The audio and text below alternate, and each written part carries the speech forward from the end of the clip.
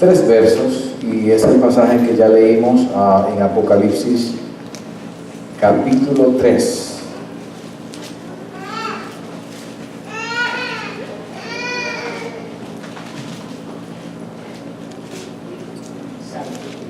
Bien, Apocalipsis capítulo 3, vamos a leer el verso 14 y luego saltamos al 19 y 20.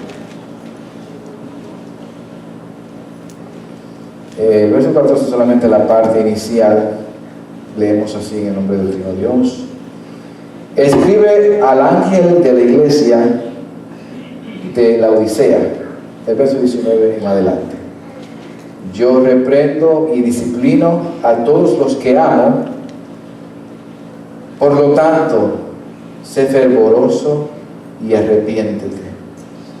Mira que estoy a la puerta y llamo. Si alguno oye mi voz y abre la puerta, entraré y cenaré con él y él conmigo. Pueden sentarse, hermanos. La versión que leí es un poco diferente. Permítame hacer una repetición para beneficios de lo que no entendieron. El sábado, este sábado que viene, el día 12, será la instalación que la iglesia tiene para mi persona, y será a las 3 de la tarde, sábado a las 3. El día que sigue, que es el día 13, creo que fue lo que, si no escuché mal, el día 13, que es el domingo que viene, no vamos a tener servicio a esta hora. Lo que vamos a hacer es tener el servicio más temprano, a las 11 de la mañana, por si acaso, porque vieron una cara como un poco turbada o perturbada, no sé. Eso, vamos a hacer algo de 11 hasta a las 12 aproximadamente, algo breve por razones de que mi hijo, que vino de la Marina, pues va a ser bautizado en la iglesia donde nosotros pertenecíamos, y queremos estar presente allá, y esto es algo, hermano, que ustedes no tienen idea, es algo que nosotros estuvimos esperando por tiempo, y él vino muy cambiado y él quiere bautizarse, y solamente tiene 10 días y se nos va. Por eso vamos a hacer esta excepción. Esto no son cosas que a mí me gusta hacer, pero dada la circunstancia excepcional, queremos darle el culto al Señor que merece en esta congregación, aunque sea más breve, y luego pasar y cumplir con el otro compromiso. ¿Amén? ¿Comprende? Bien. Ok, vamos entonces a comenzar el mensaje de esta tarde. Hermano, hemos estado hablando sobre la temática de la voluntad de Dios, la voluntad revelada de Dios para nosotros, y hemos dado una serie que no estaba prevista, yo no tenía planeado esto, pero se fue dando y por ahí vamos. Hoy queremos tratar otro tópico que va en línea con la voluntad revelada de Dios en el Nuevo Testamento, en particular con 2 puntos o 3 más que nos restan. Pero decidimos hacer una pausa en esto y vamos a hablar de otro tópico totalmente diferente de lo que hemos estado trazando, aunque cae también en lo que es la voluntad de Dios para nosotros. Y la temática de hoy, que yo le puse por título, es el arrepentimiento, lo que no es. El arrepentimiento, lo que no es. Me muevo a traer este tema porque es un tema que es necesario traerlo y clarificar a veces conceptos equivocados de lo que es el arrepentimiento y lo que no es el arrepentimiento. Y me parece oportuno aclarar lo que no es arrepentimiento. Esto es como si habláramos del trigo y la cizaña. El trigo y la cizaña se parecen, pero no es lo mismo, hermano. Son 2 cosas diferentes, aunque se parecen. Y hay muchos elementos dentro del arrepentimiento genuino, o de lo que no es arrepentimiento genuino, debo decir, que hay que aclararlos para entender si nosotros nos estamos arrepintiendo verdaderamente, o si alguna persona se arrepiente verdaderamente, cuáles son los frutos y qué es arrepentimiento y qué no es. Hoy me voy a inclinar hacia la área o el lado, debo decir, negativo, lo que no es arrepentimiento. Ahora, voy a ir dando citas, así que no me busquen en la Biblia porque le va a tomar tiempo. Si quieren, anoten. Esta doctrina del arrepentimiento, hermano, es considerada una de las enseñanzas fundamentales de la Biblia. Importantísimo. No existe una persona que diga que es salva sin arrepentirse. Tiene que haber arrepentimiento. La aplicación de esta doctrina bíblica tan importante depende de nuestra salvación, depende de nuestro desarrollo y crecimiento y progreso espiritual. Su salvación comenzó cuando usted se arrepintió, pero no se detiene ahí. Una vez usted es salvo, tiene que continuar arrepintiéndose. La palabra arrepentíos es usada más de 50 veces en el Nuevo Testamento. Y el arrepentimiento fue el tema de los profetas del Antiguo Testamento. Por ejemplo, Ezequiel 18:30 dice: por tanto, a cada uno de ustedes, los israelitas, los juzgaré según su conducta, lo afirma el Señor omnipotente. Arrepiéntanse y apártense de todas sus maldades, para que el pecado no les acarree la ruina. Ezequiel 18:30. El arrepentimiento además fue el primer mensaje de Juan el Bautista. Mateo 3:1 dice: en aquellos días se presentó Juan el Bautista predicando en el desierto de Judea y decía, ¿cómo decía Juan el Bautista? ¿Qué predicaba Juan el Bautista? Bueno, arrepiéntanse porque el reino de los cielos está cerca. No solamente Juan el Bautista predicó arrepentimiento, sino que Jesús mismo, su mensaje era de arrepentimiento. Mateo 4:17.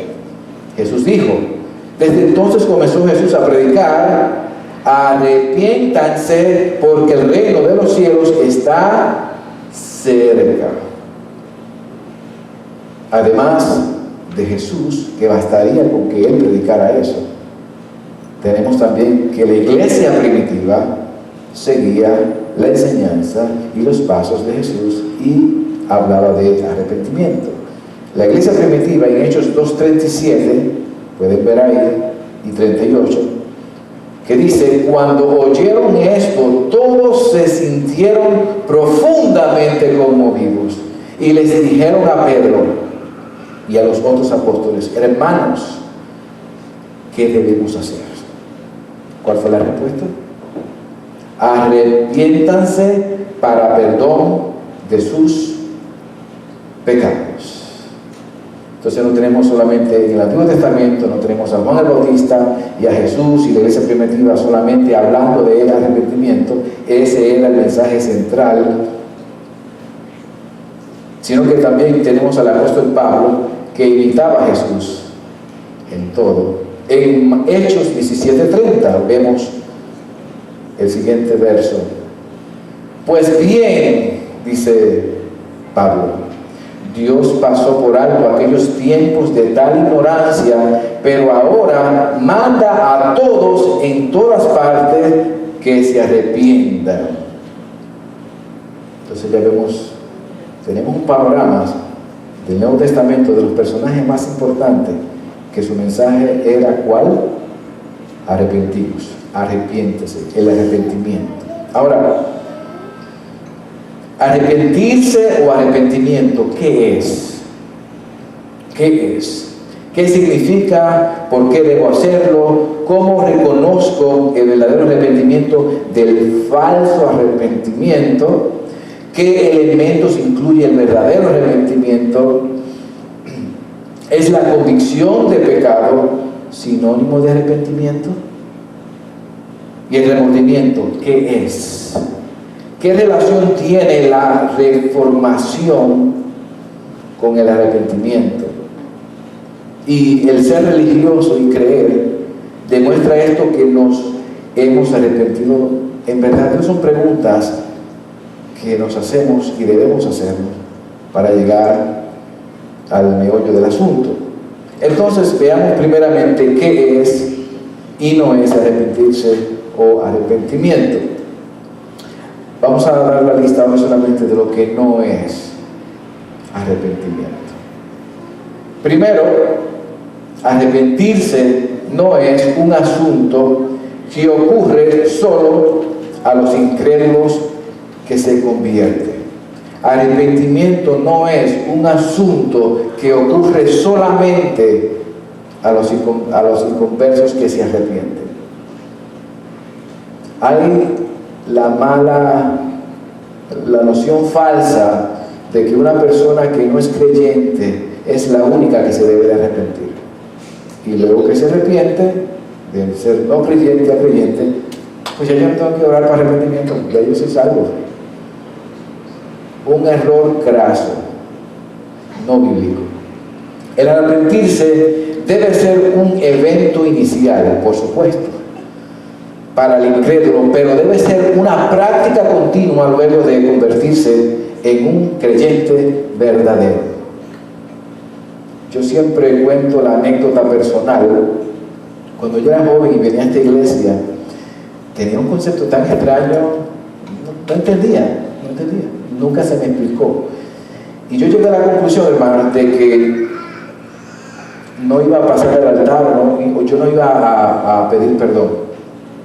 Comencé por una semana, dije, pero ¿por qué yo voy a ser tan tonto y voy a pasar a orar o en mi casa y pedir perdón si lo tengo que hacer continuamente? Yo lo que voy a hacer es que voy a acumular tiempo y cada mes confieso mis pecados y me arrepiento. Pero eso dije, pero voy a hacer cada mes. Mejor lo dejo para 2 meses. ¿Para qué 2 meses? Lo dejo 6 meses y etcétera, hasta 1 año. Si viene a ver, hermano, eso es un engaño, la cual obviamente te mantiene atado y sin confesar continuamente tus pecados como debemos hacerlo. Eso fue mi experiencia personal. Ahora, el hecho de que una persona pase al altar y le haga repetir la oración del pecador, que ya hemos enseñado eso en el curso de evangelismo, esto no le hace cristiano arrepentido de corazón. Una persona que pasa aquí y repite una oración, eso no lo hace convertido necesariamente. Una decisión tomada para aceptar a Cristo como Salvador en un determinado momento, una persona que venga y dice yo decido que voy a aceptar a Cristo, tampoco necesariamente es indicación de que esa persona se arrepintió de verdad.